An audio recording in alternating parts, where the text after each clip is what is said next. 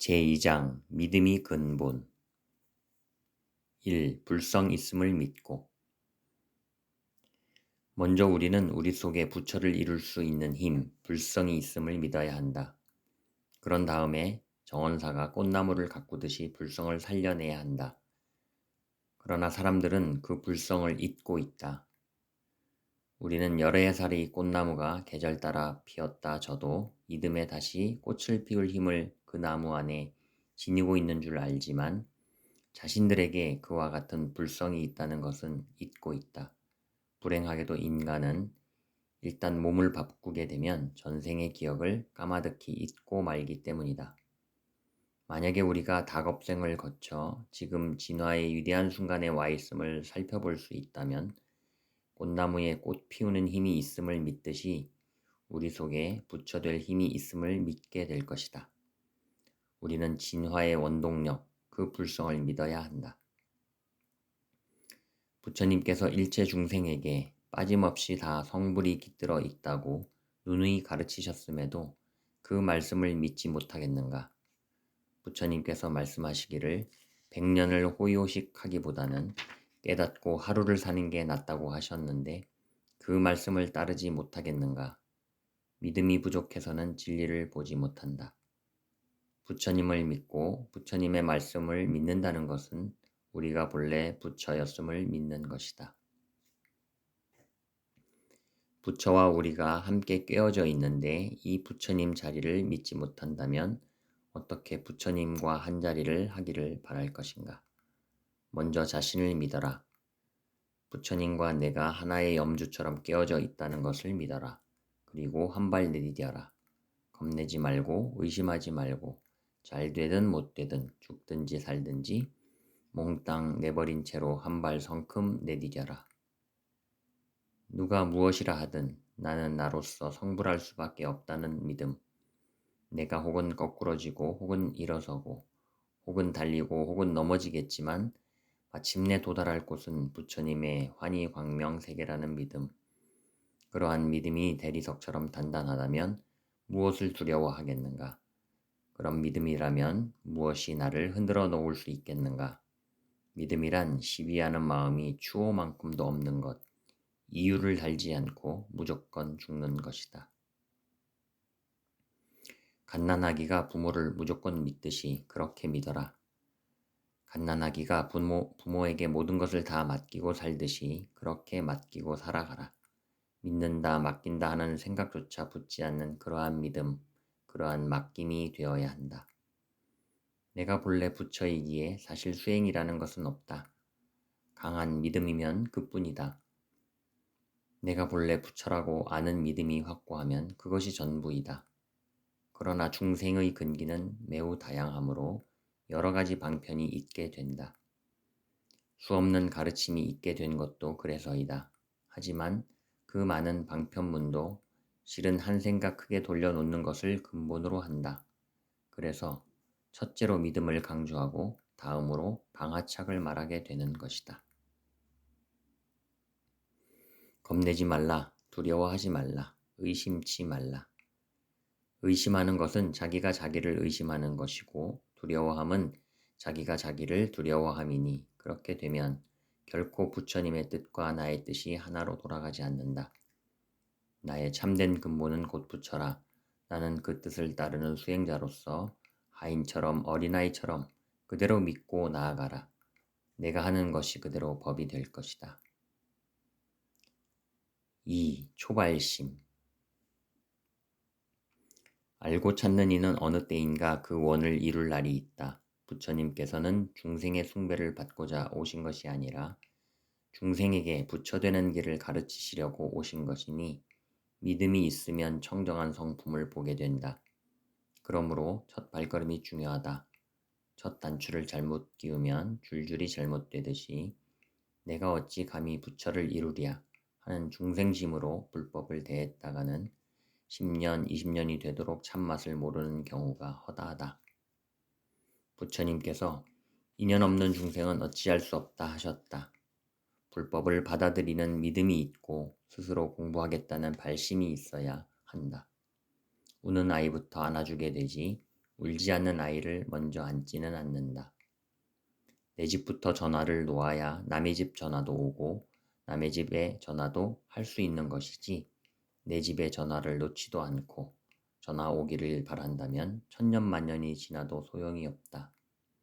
내 안테나를 세우지 않는다면 한마음에 그 뜻을 상봉할 수 없다. 마음에는 채가 없어 광대한 우주를 싸고도 남으나 내가 마음을 내지 않는다면 문은 열리지 않는다. 그러므로 온갖 보화들은 내가 마음대로 꺼내 쓸 수도 없고 내가 마음먹는 대로 줄 수도 없다. 공부하는 이들은 모름지기 근본 이치를 잘 알아서 먼저 마음을 가다듬어야 한다. 나는 이미 부처님의 자식이라는 것, 나는 이미 깨달아 있다는 것, 물이 어떤 우여곡절을 겪더라도 결국은 바다에 도달하듯이 나도 결국은 불법의 바다에 도달게 된다는 것, 그리고 그렇게 바다에 도달하고 보면 지금 내게 안겨진 수많은 고통과 어려움이 눈 녹듯 사라진다는 것, 그리하여 영원한 세계가 펼쳐진다는 것을 먼저 깊이 믿어야 한다. 마른 땅에서 싹을 틔우려면 아픔이 크다. 촉촉한 땅에서는 아픔을 느끼지 않고도 싹이 틀 수 있으니 촉촉하게 물 주는 방법이란 믿고 놓는 데 있다. 고양이가 쥐를 노리고 배고픈 갓난아기가 젖을 찾듯이 믿음의 한 생각을 생명줄처럼 쥐고 나갈 때 조발심이 곧 변정각이다. 깨달음은 불보살로서도 대신해주지 못한다. 불보살 선지식은 비유컨대 꽃씨가 꽃으로 피어날 수 있게 비를 내리고 햇빛을 비춰주는 역할을 할 수 있을 뿐이다. 꽃씨 속에 꽃으로 피어날 능력이 있듯이 누구에게나 불성이 있지만 스스로 자라 오르려 하지 않는 데야 불보살도 어쩔 수 없다. 계속해서 역경계가 닥쳐올 때에 그것을 어렵고 지겹고 고통스러운 것으로 느끼지 않고 공부의 기회로 생각하기란 쉬운 일이 아니다. 그렇지만 수행이 처음부터 꼭 대단한 결심으로 시작되는 것만은 아니다. 마음이란 한순간의 천리 안팎이라도 드나들고 한순간에 이 생각 저 생각을 오가는 것이니 한순간에 마음을 돌린다는 것은 그렇게 어려운 일이 아니다. 이 생각 저 생각을 어깨 위의 백근 천근의 짐처럼 여기면 어렵겠지만 한순간에 돌릴 수 있는 것이므로 우선 그 쉬운 마음먹기부터 시작하면 된다. 수행이라는 것은 마치 번뇌라는 이름의 장작더미를 태우기 위한 불쏘시개와 같다. 장작이 아무리 산더미처럼 쌓여 있어도 불붙은 쏘시개 하나로 다 태울 수 있다. 물론 수행하겠다는 발심도 하나의 생각이요 번뇌도 생각이다. 그러나 발심은 불붙은 장작이라서 큰 장작더미를 다 태울 수 있다. 그리고 스스로도 다 타버리는 장작이다. 보리심도 그와 같아 하나의 생각임에는 틀림없지만 마침내 모든 생각들을 다 없애고 마지막에는 깨닫겠다는 생각까지 비워버리는 것이다. 3. 자성을 굳게 믿음.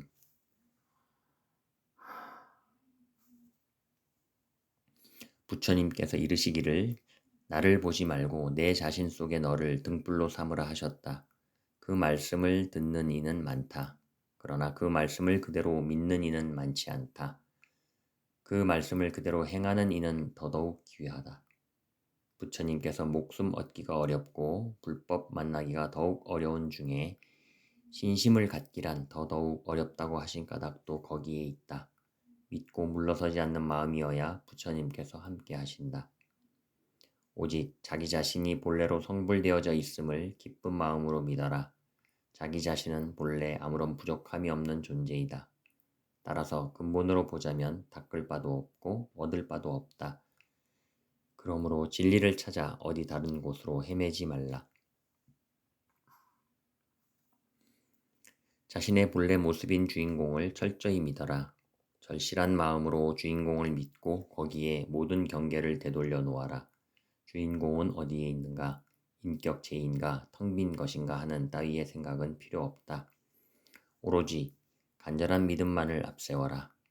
억천만겁 이전부터 자신을 끌고 다니며 공놀이를 해온 근본을 어째서 믿지 못하는가? 자기가 자기를 믿지 못하면 마음의 열쇠를 받을 수 없다. 믿지 못하는데 어떻게 보궁의 열쇠를 맡기겠는가? 내 속에 칠보가 가득 차 있으니 잘났다는 생각, 못났다는 생각 다 버리고 자기를 믿어라.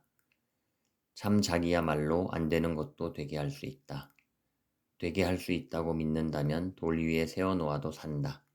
주인공만이 모든 걸 하고 모든 걸 해결할 수 있다고 믿으면 관세음보살이 찰나에 드셔서 법을 설하기도 하고 약사보살이 찰나에 드셔서 또 법을 펼쳐 보이기도 한다.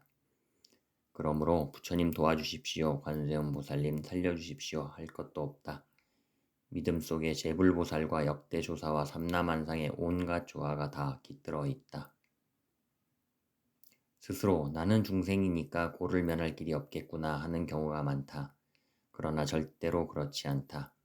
내게는 무한한 능력, 모든 것을 가능케 할 수 있는 재료가 다 갖추어져 있으므로 자신의 능력을 무시하거나 포기해서는 안 된다. 모든 게 나로부터 벌어졌고 나로 귀결되는데 자성을 못 믿어서야 되겠는가? 자성을 믿지 못하고 스스로 중생이라 자처하는 것은 겸손이 아니라 어리석음이다. 충직한 하인은 주인을 믿고 따른다. 모든 일에 주인의 의향을 물어 그 뜻대로 처리를 한다. 잘된 일은 주인의 공덕이라고 기뻐하고 잘 안 된 일은 그것까지도 주인이 알아서 하실 것이라 믿고 따른다. 주인공을 믿음에 있어서 충직한 하인이 되어라. 자기가 자기를 믿지 못하면 이 도리를 체험할 수 없다. 자기가 어떻게 말을 하고 어떻게 한 발 떼어놓을 수 있는지를 모른다면 실험조차 해보지 못할 것이니 도리를 알 수 없게 된다. 자기에게 자기가 미쳐야 한다. 사무치도록 애절하게 미쳐야 한다.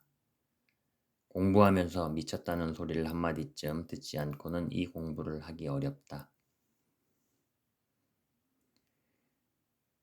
내가 성냥개비를 쥐고 그어야 불이 붙는다. 성냥이 있는 줄조차 몰라서 그을 생각조차 않는다면 어디 가서 불을 얻으려는가. 절실한 믿음에서 불이 붙는다. 절실하지 않으면 불이 붙지 않는다.